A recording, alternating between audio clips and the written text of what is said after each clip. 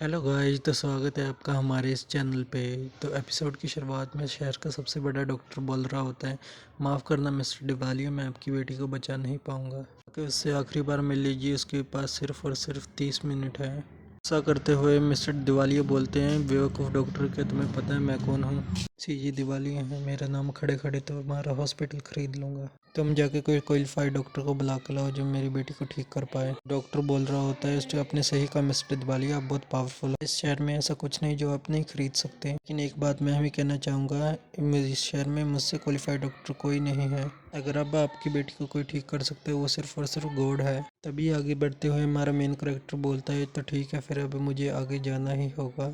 Doctor बोल रहा होता है, लड़के वो आईसीयू है, वहाँ हम लोगों का जाना मना है, और वैसे भी तुम जाके क्या ही कर लोगे। अभी हमारा मेन कैरेक्टर बोलता है, अभी तुम्ही ने तो बोला सिर्फ और सिर्फ मैं ही हूँ जो उसे ठीक कर सकता हूँ, और अभी तुम मुझसे ही पूछ रहे हो कि मैं क्यों जा रहा हूँ। दिवाली बोलते हैं, तुम इतने क्वालिफाई होकर भी कुछ नहीं कर पाए, इस लड़के को ही मौका दे के देख लो, क्या पता इस लड़की से सब ठीक हो जाए। अभी अंदर आते हुए डॉक्टर बोलता है, हमारी कैन की बॉडी सारी काली पड़ चुकी है। मिस्टर सीजे प्लीज मेरी बात मानिए, अब इस लड़की को कोई बचा नहीं पाएगा। अब ऐसा तो हो नहीं सकता कि आपकी बेटी को बचाने के लिए खुद गॉड ज़मीन पे आएंगे। तभी हमारा मेन कैरेक्टर बोलता है, आएंगे नहीं बल्कि आ चुके हैं। ये बोलते हुए कैन के सर में 9 नीडल को डाल देता है। शॉक होते हुए डॉक्टर बोलता है, तुमने डेथ रिवर्स टेक्निक कहा, ये तो वो टेक्निक है जिसके बारे में मेरे दादाजी बचपन में कहानियाँ सुनाया कर। वो कहते हैं जो ज़मीन पर रह के इस टेक्निक को मास्टर कर ले वो गॉड से कम नहीं, क्योंकि ये टेक्निक डेथ को भी रिवर्स कर सकती है। तभी जो किया है वो ठीक होना स्टार्ट हो जाती है। होते हुए डॉक्टर बोलता है, इसकी पल्स बिल्कुल ठीक हो चुकी है और पहले के मुकाबले इसका हार्ट रेट और भी स्ट्रॉन्ग हो चुका है। मुझे अपनी आंखों पे भरोसा नहीं हो रहा, आपकी बेटी पूरी तरह से ठीक हो गई। रोते हुए मिस्टर दिवालिया बोल रहे होते हैं, बेन जीरो आपको बहुत बहुत शुक्रिया, अगर आप नहीं होते मेरी बेटी बच नहीं पाती। वहीं डॉक्टर घुटनों पे आते हुए बोलते हैं, डिवाइन डॉक्टर मुझे अपना स्टूडेंट बना लीजिए। एक मरे हुए इंसान को जिंदा करना, ऐसी कमाल की पावर मुझे भी सीखनी है। मैं इसे सीखने के बदले में आपको कुछ भी दे सकता हूँ। मैंने बोल रहा होता है, तुम सब कुछ दे भी दोगे तब भी इसे नहीं सीख पाओगे, क्योंकि हर कोई सीखने के लिए क्वालिफाई नहीं होता। फिलहाल के लिए तुम्हारा ये काम है, तुम्हें इस लड़की का ध्यान रखना होगा। मुझे कुछ काम है तो मैं चलता हूँ। डॉक्टर सोच रहा होता है, मुझे डिवाइन डॉक्टर ने रिजेक्ट कर दिया और मैं अपनी इस लाइफ के अंदर इतने कमाल के टैलेंट से मिल पाया, ये मेरे लिए बहुत बड़ी बात। डॉक्टर बोलता है, ये कौन है ये यंग मैन, इससे पहले मैंने इसे आज से पहले कभी नहीं देखा। हमारा बहन बोल रहा होता है, तुमने देखा भी कैसे होगा, मैं आज ही यहाँ पर आया हूँ और आज से ही बहुत कुछ चेंज होने वाला है। और हमें कुछ टाइम पहले का सीन दिखाया जाता है। तभी यंग हांग कॉलेज के अंदर सभी लड़कियां बोल रही होती हैं, हमारी गॉडेस कितनी खूबसूरत है ना। वो क्लास में रहती है ना तो टीचर कुछ भी पढ़ाए उससे नज़र ही नहीं हटती। तभी हमारा बहन वहाँ पर आते हुए बोलता है, कि तुम ही किया हो क्या? किया पीछे देखते हुए बोलती है, हाँ मैं ही किया हूँ। वैसे आखिर तुम कौन हो? आज से पहले मैंने तुम्हें कभी नहीं देखा। ये लड़कियां बोलती हैं, गवार से दिखने वाला बंदा है, आखिर है कौन? लगता है गॉडेस की फैन में से ये भी कोई है जो कन्फेस करने के लिए आया। तभी बेन जीरो हंसते हुए बोलता है, मैं तुम्हारा फियांसे हूँ। ये बोलते हुए किया को किस कर लेता है। यह बोल रही होती है, मुझे इतना अच्छा की फील हो रहा है, ऐसा लगता है जो मेरी बॉडी के अंदर एनर्जी से वो काफ़ी ज़्यादा बढ़ गई। यह बहन को धक्का देते हुए बोलती है, आखिर तुम कौन हो और ये क्या कर रहे हो? हीरो बोलता है, क्या तुम मुझे भूल गई क्या? मैं तुम्हारा बचपन का फियांसे हूँ। मेरे मास्टर और तुम्हारे ग्रैंडपा ने तुम्हारी शादी तय करी थी, जबकि मैं बड़ा हो चुका हूँ इसलिए तुम्हें ढूंढते हुए यहाँ आ गया। साथ ही बहन सोच रहा होता है, अच्छा हुआ मैं टाइम पे यहाँ पर आ गया। आंखों से देखते हुए लगता है कि क्लिया बिल्कुल ठीक है, पर मेरी हेवनली आई बता रही है कि इसके ऊपर काफ़ी पावरफुल डेथ कर्स लगाया लगा। अगर मैं यहाँ पर नहीं आता तो शायद ही कुछ दिनों के अंदर मारी जाती, लेकिन मेरे यहाँ पर रहते ऐसा कुछ नहीं होगा। किया बोल रही होती है, तुम झूठ बोल रहे हो, फिर हम दोनों की शादी तय हो चुकी है, इस बारे में मुझे कुछ क्यों नहीं पता। जीरो बोल रहा होता है, तुम्हें इस बारे में अपने डैड से पूछना चाहिए। अभी गेट खोलते हुए बैड बॉय गैंग के बंदे अंदर आ जाते हैं। तभी लीडर बोल रहा होता है, मेरी गोडेस को आज तक मैंने नहीं छुआ तो तुम कौन हो? और तेरी इतनी हिम्मत कि तूने आती मेरी गोडेस को किस कर लिया? घास खाने की औकात है नहीं और तू पनीर खाने चल दिया। आज तुम्हें पता चलेगा कि हमसे पंगा लेने का मतलब क्या होता है। क्या बोलती है, हाँ ग्रैंग तुम इसका मैटर से दूर रहो, ये मेरा पर्सनल मैटर है, मैं खुद सोल्व कर लूंगी, तुम मेरे कुछ नहीं लगती कि तुम मेरे मैटर में बात करो। बोलता है, तुमने ये कैसे बोल दिया, मैं तुम्हारे कुछ नहीं लगता, मैं तुम्हारा लॉयल फॉलोवर हूँ, मेरी गॉडेस हो, मैं तुम्हारा फॉलोवर हूँ, तुम्हारे फॉलोवर होने के लिए मैं कुछ तो कह सकता हूँ ना। तुम बिल्कुल भी टेंशन मत लो, मैं इस गाँव के गवार को ऐसा सबक सिखाऊंगा कि ये मुर्गे तुम्हारे आसपास भी भटकेगा नहीं। तभी जो हमारा बेंजीर है वो अपने हाथ में चाकू उठा लेता है। तभी लीडर बोल रहे होते, क्या हुआ, तुम्हें हमसे इतना डर लग रहा है कि तुमने चाकू उठा लिया? क्या तुम्हें पता है लड़के, मुझे 36 टाइप की अलग अलग फाइटिंग मार्शल आर्ट आती है, तुम इस चाकू से मेरे कुछ नहीं बिगाड़ पाओ।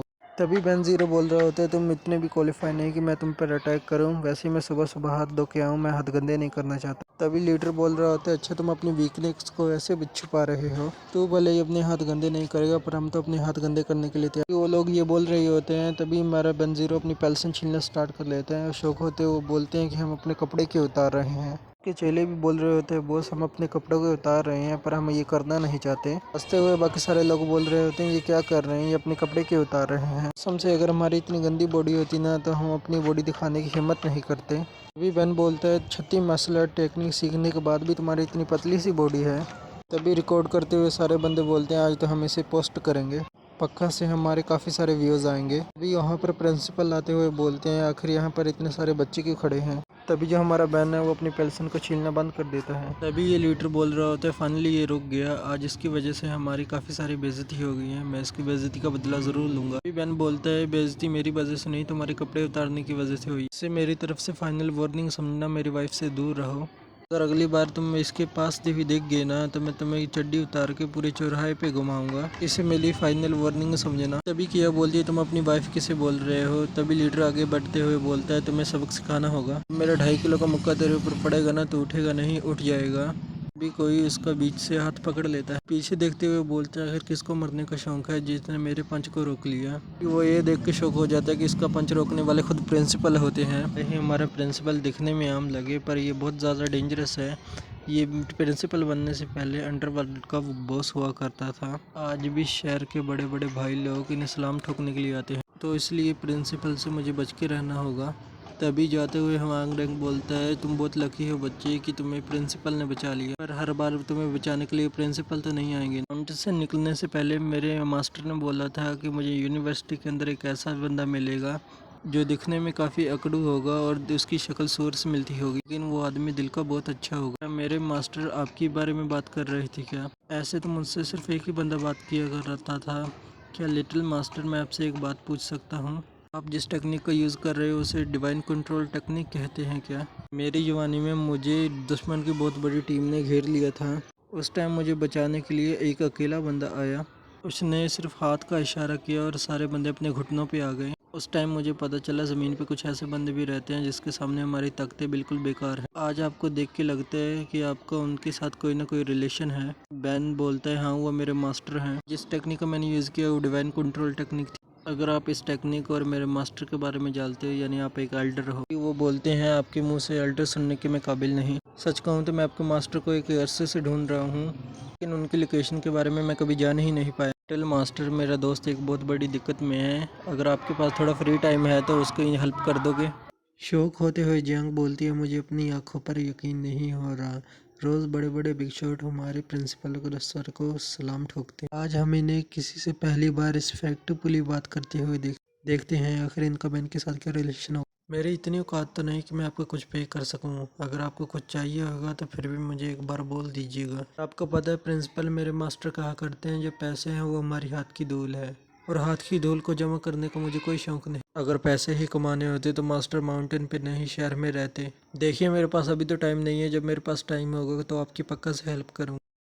और आपको पता है आपकी यूनिवर्सिटी के अंदर मेरी वाइफ के पीछे बहुत सारे बंदे पड़े हुए हैं, और उसे सेव करने के लिए मुझे भी इसी क्लास में एडमिशन चाहिए। प्रिंसिपल बोल रहे होते हैं, लिटिल मास्टर आपका हुक्म सराखो, आज से और अभी से आप इस क्लास का पार्ट हो। जाते हुए किया बोलती है, आखिर यहाँ पर चल क्या रहा, मुझे तो कुछ समझ में नहीं आ रहा, मुझे इन चीज़ों के बारे में अपने डैड से बात करनी। बेन बोलता है, प्रिंसिपल मैं चलता हूँ, आपसे बाद में बात करूँ। प्रिंसिपल बोलते हैं, लिटिल मास्टर सच में अपने मास्टर की तरह हैं, जैसे उन्हें दुनियादारी से कुछ फ़र्क ही नहीं पड़ता। इन्हें सिर्फ फ़र्क पड़ता है तो सिर्फ अपने लोगों से, अगर इनकी हेल्प करने के लिए मुझे आग का दरिया भी पार करना पड़े तो मैं करूँ। वहीं गुस्सा करते हुए हांग रैंग बोलता है, इस कमीने की वजह से आज मेरी बहुत बेइज्जती हुई, प्रिंसिपल की वजह से आज तो ये बच गया, पर अगली बार ये बैड बॉय गैंग की हाथे चढ़ गया था, सब लोगों को पता चलेगा कि बैड बॉय गैंग के साथ पंगा लेने का नतीजा क्या होता है। तभी सीन चेंज होता है और हमें दिवालिया मेंशन का सीन दिखाया जाता है। अंदर एक बंदा बोल रहा होता है, मिस्टर दिवालिया आपको नहीं पता आपके लिए मैं क्या कमाल की चीज़ लेके आया, जो पेंटिंग मैं आपको दे रहा हूँ ना, इस पेंटिंग को बनाने के लिए एक आर्टिस्ट ने अपनी पूरी ज़िंदगी लगा दी। एक बहुत ही फेमस तालिस्मान मास्टर में इसने अपना तालिस्मान भी दिया है, जब आप इसे अपने घर में लगाएंगे तो आपकी किस्मत ऐसे पलटी मारेगी कि आप हवा में उड़ने लगोगे। ये बोलता है, मैं आपको ज़्यादा कुछ तो नहीं दे सकता, पर ये छोटा सा 2 मिलियन का चेक आप ले लीजिए।